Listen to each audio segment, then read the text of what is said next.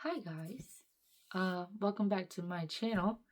I've been MIA because life has been lifing. One thing about life, that motherfucker will always life, okay? Ugh. So I have a pretty hectic schedule right now. I'm writing a novella for my master's. I'm getting a master's in creative writing. I'm writing a novella. Um, that novella is basically my final assignment for this whole class. And I have to write 5,000 words a week. And it's time. That class, the workload for this class has me like locked in. And a lot of things have suffered. I haven't been making much content because of it. My MMA and jiu-jitsu training has suffered because I've been missing training sessions. My gym schedule has suffered because I can't find a consistent routine because of the class scheduling for the master's class, so that's off. And also I've been in an oppressive episode. I've been fighting to get out my gray area for the past week or two. Whenever it was the 13th, because the 13th is the day my daughter died, and that May 13th is the day my daughter died, and that is probably the worst day ever that will be for my life going forward. Yeah. And so that's all it's been going. Oh, and I picked up a second job to help me fund my way to my own place so I can have more space to do stuff. So there's that. I've been pretty busy and a lot of things have suffered. And I'm trying to get back on track. So today's episode, we're talking about grief. Grief is something that the longer you live, the more you're going to go through, pretty much.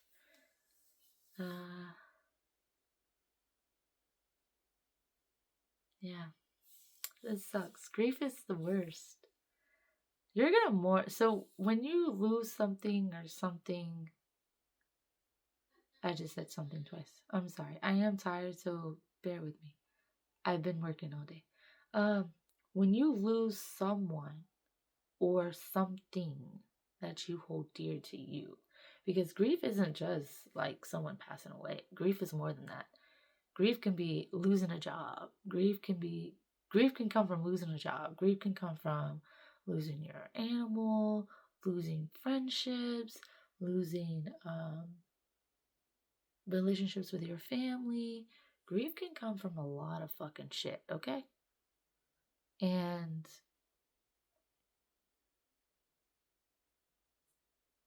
you don't even think about it. I didn't think about all the things that I've lost in my life until I started doing a self-healing workbook from my therapist from last year, because I haven't been to therapy since last year. Once they told me self-love again, I said, okay, got it. I'm just going to work on self-love. I'm not coming back until I feel like I love myself. How about that? So she gave me a self-healing workbook, and in there it listed like a bunch of things about grief, this, that, and the third, and I was just kind of like, wow. I've actually lost a lot in life other than the people I hold dear to me. So yeah, that's grief. Grief. I just wanted to tell you guys, grief is more than just losing someone close to you. There's a lot of things in life that you can grieve, and I just gave you those examples. And now the funny thing about grief is going to show up whenever the fuck it wants to.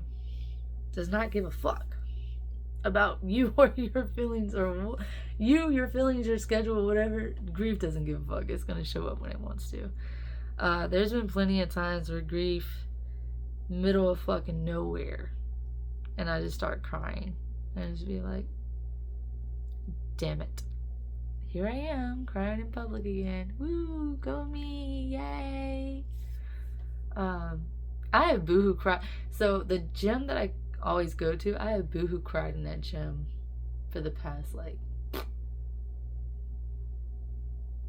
year and a half. some shit like that. Time's irrelevant. Time is a man-made construct. It doesn't matter. It doesn't matter. So yeah, I have lost my shit in that gym. So I'm very thankful of my gym friends, because my gym friends definitely pull me together. And these people I don't really like know like that for real. There's one gym friend that I hold dear in my heart. Her name's Miss Bird. She constantly checks up on me. She just started talking to me out of nowhere. And she's just like, hey, yeah, you do a lot of Pilates stuff. I'm like, I don't know what Pilates is. I just be stretching because a bitch hips hurt and a bitch knees hurt. And a bitch needs to move better for jiu-jitsu and MMA. So therefore, I just be doing that. And she's like, yeah, I got a Pilates book and 90% of your stretches are in that book. And I said, no, okay. That's how the kind of conversation started. But the reason why I'm talking about Miss Bird is because when you go through grief, sometimes the universe will send you people to support you throughout all your grief that you would least expect. Like, I never thought that this random lady at the gym we would be like this locked in, but we are. She has my number now, and like she texts me almost every other day to check up on me and to make sure I'm okay. And I love that. I appreciate that 100%. So sometimes you will find someone who's been through this as well, and they can support you, and like you can bounce everything you're feeling off of them, and then they can give you some pointers and tidbits. For me, it's Miss Bird. She's lost all her family. She's went through a divorce like I have. So, you know, the universe will align you to the people that you need in your life after the shit hits the fan. That's the funny thing about the universe, right? It doesn't align you with these people until after shit hits the fan. It's never before. Oh, I hate the fact that I have no back support, but it is what it is. And so in grief, you're gonna have to find a support system. If you don't have one, you can always make one by going and doing some hobbies and meeting new people, making new friends, or going to therapy. The second thing about grief, I always go to grief counseling. Do it. Your job should offer you grief counseling unless your job has like trash benefits. But check your benefits at your job. You should have grief counseling benefits there for sure. Because grief counseling I do recommend. Wasn't until my therapist told me to do a self-healing workbook that I realized that I've lost more than just people in my life. I have actually lost a lot in my life, like from jobs, from failing. When I say failing, more so like not succeeding to a higher level of softball than I wanted to. I did play softball in college, and for most people they'd be like, damn, that's pretty awesome, that's the highest level. And I'd be like, nah, dog, I wanted to be an Olympian, but how my little short 5'4" body set up, that wasn't gonna happen. I am short. I'm short. I'm 5'4" and 3/4. I want to round up to 5'5", honestly, but let's be real, 5'4". I just went on a whole tangent. I'm so sorry. Back to grief. Which is actually, you know what? No, I didn't. I went that route for a reason. And I went that route because once I stopped playing softball, I experienced a lot of fucking grief. Okay? Like, I put my heart and soul into that sport, okay? Like, I played softball from 7 all the way up to fucking 21, 22, whenever the fuck I graduated college from my undergrad. And then after that, I was like, you know what? I'm not done. I'm going to go coach for another 10 years. So I didn't really stop coaching until 31, 32. So pretty much 90% of my life was given to a sport that never loved me back in return. But I loved it so much that I just kind of like kept doing it. Whatever. So when I stopped playing softball, I think that's when I first felt all the emotions I was suppressing with the sport. And a lot of athletes don't talk about that, or a lot of people don't talk about that. How like after playing, you're just like, damn,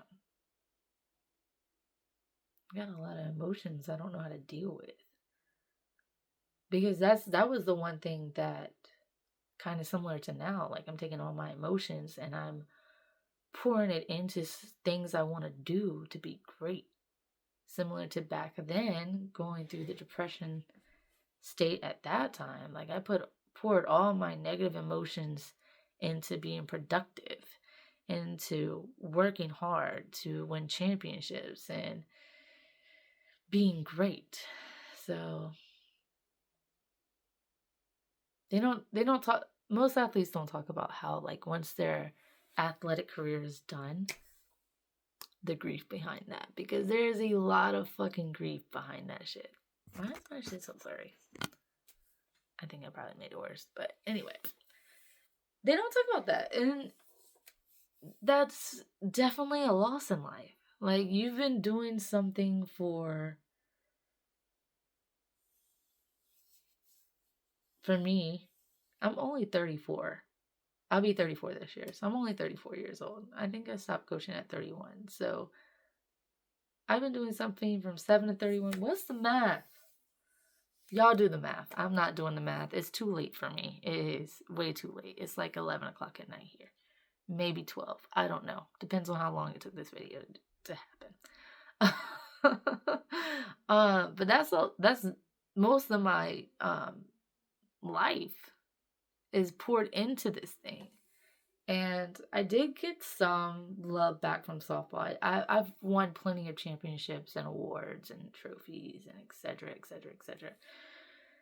But when it came down to it at the end of it, not succeeding like I wanted to and being limited like I was due to injuries, I think that kind of made all the emotions that I was suppressing with the sport worse. So the suppressed emotions, on top of feeling like a complete utter failure, even though I didn't fail, made that grief after college worse, like tremendously worse. So you can grieve. If you were an ex-college athlete, you're gonna have that grieve time period once you stop playing until like you transition into life to where you keep going forward. But athletes don't talk about that. They don't. I guess it depends on the athlete, because some athletes just don't give a fuck and then they just move on with their lives. The other passionate ones like me, like I don't miss it per se now because I'm clearly over it, because that was a lot of my life spent to this one thing, right? But it's not more so missing it. It's more so of how much effort, time, and training you poured into this one thing, but you didn't let all these other elements of you shine. Like, I can do art. You see those paintings back there? That's my work. Actually, all the paintings in this room are my work. I'm not showing you that one. That one's kind of fucked up. Maybe. Can y'all see it? That one over there, that's my work too. But like, I do art. I'm very creative. I'm very artistic. I can draw. I can paint, but it takes me a little bit longer to paint. I actually really want to learn how to like legit paint. I want to be not like Bob Ross, maybe like Bob Ross. I don't know. But I love landscapes. I love seeing landscapes, and I think nature and like landscapes are beautiful. And so I want to learn how to paint one day. Not right now, but one day. I have a lot on my plate right now. It's a hobby on the to-do list on the back burner, right? So like it's more so pouring all that energy back into. Fuck, I said that wrong. Rewind. It's more so about how I poured all this energy and effort into this one thing when the things I really wanted to do, like art, write, dance. I always wanted to be a dancer too. It's crazy. But all my energy I could have put in those, I didn't, because I was hyper focused, hyper fixated on the sport. And then when the sport ended, it was like, well, what do I do? Well, I've been doing the sport, so let me go ahead and coach another 10 years. You know what I'm saying? So, like, it's just,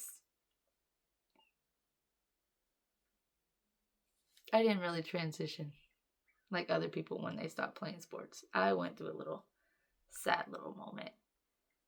Still coached, but still sad. Yeah, so grief can be more than just losing people in your life. Grief can show up at any point in time. People think that you just heal and get over it. Everybody's different though. Like, everybody's weird. But if it's a permanent scar on you, like the death of my daughter is going to be a permanent scar on me. As much as I want to say I'm going to heal from that, like, even when I was talking to like my primary care physician, like, I was telling her about having anxiety, having the functional depression, this, that, and the third. And she's like, you know, that's going to be a scar that you will always have. And I'm like, yeah, I know. But look at me go. Be great. Ding, ding, ding, ding. Whatever. So if you are going through grief, I'm sorry. I want to say it gets better, but grief sticks around. It happens unpredictably. In time, it will get better, even though you don't want to hear that if it's fresh. But you're still gonna grieve. You'll mourn. You'll have your little mourning period, but after that, like, you'll start to get back to doing things you want to do. You'll start to get back to eating. You'll start getting back to your regular day life, and then you'll be normal. And then you'll cry out of nowhere and be like, why am I crying? Oh, that's why I'm crying. Okay. No, it's not my period. No. I'm crying because I remember the trauma in this time frame. And that's pretty much what the time frame of April 18th to May 13th is for me. It's stored trauma in my body and grief. That's that. So you will always grieve. Time's not going to make it better. But it will slightly get better over time. I think that's the better way to put it. Because the one thing, I'm sorry, I got to itch my back. Oh, I'm tired. But that was the one thing I hated as soon as my daughter passed. Oh, it's going to get better in time. You're going to be okay. Bitch, I don't want to hear that shit. Ain't nobody want to hear that shit when they're going through shit, bitch. No. No one wants to hear that shit. People be stupid. But that's the episode on grief, guys. I'm sorry I was trying to make this under 15 minutes, but I rambled. So deal with it. I'm gonna try to do some more stuff on this channel. I really want to do like movies, TVs, and anime reviews too, on top of training videos. Yeah, I am starting OnlyFans. There's that. So whenever that shit pops up, it pops up. But oh, one more last thing. I know I need to wrap this shit up, dog. One more last thing. So if you have lost a child, or if you miscarried or if you gave birth to a stillborn. Read this book. It's called Worth Fighting For by Tiffany Williams. She actually has a Angel Mom Foundation called Liam Lives, which is mentioned also in the book. That's one of the things that did help me as soon as I lost my daughter. So other people went through that as well. So until next time, I guess.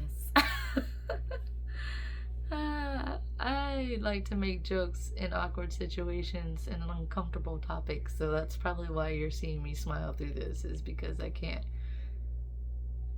really go into that gray area of where I want to cry because I'm about to go to sleep and I don't want to.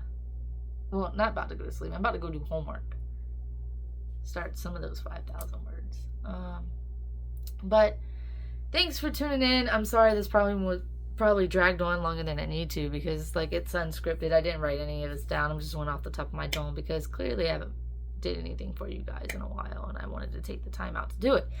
So thank you for tuning into the episode of Grief. If you want to subscribe, like, share, cool, do that. If not, cool. It is what it is. I just be posting shit to see if it helps somebody. If it does help somebody, cool. If it doesn't, cool. I'm posting this shit for myself. Gang, gang. All right, toodles.